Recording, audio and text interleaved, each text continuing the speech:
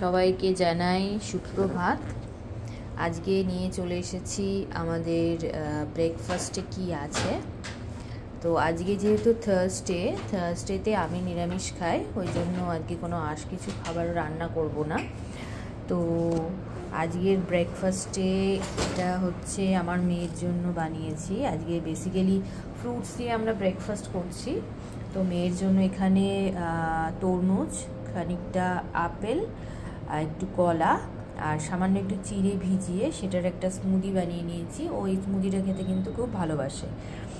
আর এইটা রয়েছে, এটা আমার জন্য বানিয়েছি, আপেল, কলা, খেজুর দিয়ে একটা স্মুদি বানিয়ে নিয়েছি।